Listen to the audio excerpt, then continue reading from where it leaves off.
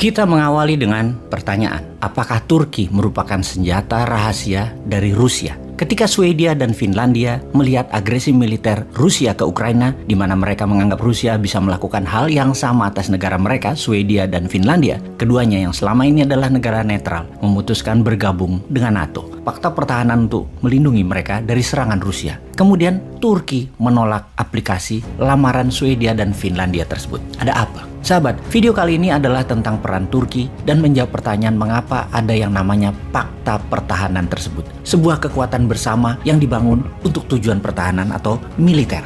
Namun, di ujungnya, anggota tersebut akan menjadi korban ekonomi setidaknya memodali persenjataan perang yang diproduksi oleh negara kuat penyokong fakta tadi. Kita pasti mengenal yang namanya NATO, Fakta Pertahanan Atlantik Utara. Kita juga mengenal Quad atau Quadrilateral, kekuatan 4 negara yang membendung Tiongkok, yaitu India, Australia, Jepang, dan Amerika. Kita juga mengenal AUKUS, Australia, Amerika, Inggris, juga dibangun untuk membendung Tiongkok. Sebagai catatan, fakta pertahanan harus ada musuhnya. Kemudian SEATO, fakta pertahanan di ASEAN yang musuhnya adalah komunis. SEATO anti komunis. Fakta Warsawa adalah blok Soviet yang disebut juga blok Timur, dibangun untuk melawan blok Barat sekutu, yaitu NATO. Semua fakta pertahanan tersebut pasti ada Amerikanya atau pasti diarahkan ke pro Amerika. Kemudian di tahun 2013 ada tantangan baru bagi pemegang hegemoni dunia, yaitu Amerika dan sekutu Barat ini. Dan untuk memahami hal ini, kita harus lebih paham tentang cara bernegara. Apa yang terjadi di tahun 2013 tersebut, yaitu Tiongkok di bawah Xi Jinping membuat inisiasi yang namanya Belt and Road Initiative atau BRI, yaitu sebuah jalan distribusi produk Tiongkok yang semuanya akan diikat di belt ke Beijing yang akan menjadi pusat dunia perdagangan. Gerakan tersebut non-militer kesannya, namun bagi pengamat pertahanan atau pejabat negara yang paham kedaulatan negaranya, ancaman militer adalah salah satu dari ancaman pertahanan. Sementara ancaman pertahanan bukan hanya militer, ancaman ekonomi juga merupakan ancaman yang berbahaya pada kedaulatan bernegara. Sebagai ilustrasi, kita masuk ke dunia bisnis dulu untuk memahami ancaman ekonomi melalui economic warfare. Katakan kita ambil contoh tentang Coca-Cola atau produk dalam negeri aja deh, teh botol. Ini hanya ilustrasi ya. Sahabat ingat ya, ini hanya simulasi agar memudahkan pemahaman pelajaran bernegara. Teh botol menjual di eceran, harga kita ilustrasikan adalah Rp1.000 per botol. Di mana para reseller, toko, belinya sekitar Rp800 per botol. Lalu masuklah kompetitor, katakanlah namanya teh 10 tang yang menjual harga pasaran sekitar Rp900 dan harga toko belinya Rp700. Karena rasa sama, harga murah, pembeli belok ke teh 10 tang. Apa yang dilakukan teh botol kemudian? Dia turunkan harga teh botol di reseller ke Rp600 dan reseller akhirnya beli lagi teh botol dan teh botol dijual Rp800 di retail umum. Teh 10 tang nggak bisa jual di harga Rp600 ke reseller dan menurunkan harga Rp700 ke publik. Bangkrut pastinya. Dengan harga Rp900 pun teh 10 tang nggak ada yang beli. Bangkrut juga. Itulah strategi dagang mematikan kompetitor ala teh botol. Ini ilustrasi ya, ilustrasi. Kembali ke obor Tiongkok. Ini misalnya ya, sekali lagi. Misalnya loh ya, katakan harga pupuk di Indonesia, pupuk buatan dalam negeri Indonesia adalah Rp50.000 per kilo.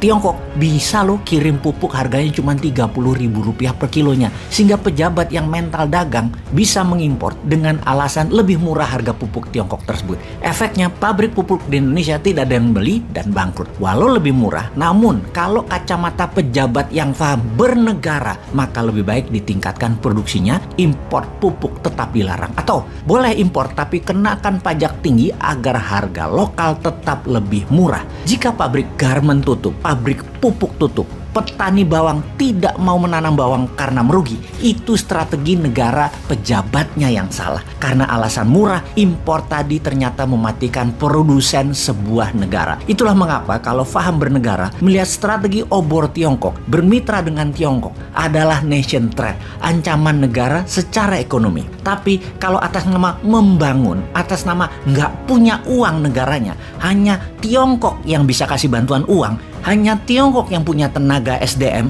hanya Tiongkok yang punya teknologi, dan yang berbicara adalah pejabat yang sangat meyakinkan cara bicaranya, banyak Jangankan pejabat puncak, rakyat pun jadi terpesona, lupa akan nation threat, kehati-hatian nasional, dan ini harus terus diingatkan.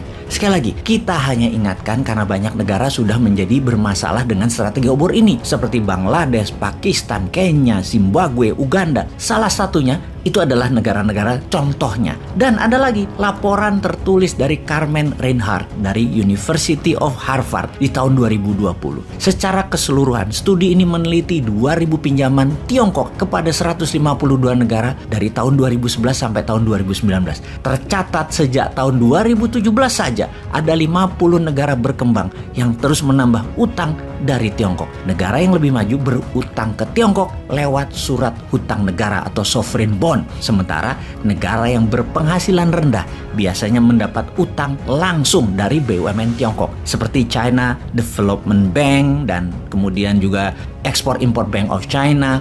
Jadi apapun itu, kita harus waspada pada serangan kedaulatan negara. Kembali ke Turki yang menolak Swedia dan Finlandia menjadi anggota NATO, menarik dibahas sehingga menjadi pelajaran kita akan apa itu fakta ekonomi dan apa itu fakta pertahanan. Kita semua terinformasi akan ancaman Rusia kepada banyak negara untuk stay netral. Jangan ikut-ikutan bantu Ukraina atau jadi anggota NATO. Menambah kekuatan sekutu untuk menjadikan Amerika polisi dunia. Namun Swedia dan Finlandia terus digosok Amerika yang akhirnya pivot, pindah ke NATO. Lalu Turki dengan berani menentang keputusan Swedia dan Finlandia dengan tidak menandatangani surat persetujuan. Turki adalah salah satu anggota NATO di mana ada peraturan bahwa sebuah resolusi baru keluar ketika semua menyetujui, 100% anggota menyetujui. Dari 30 negara member NATO saat ini, semuanya punya hak veto.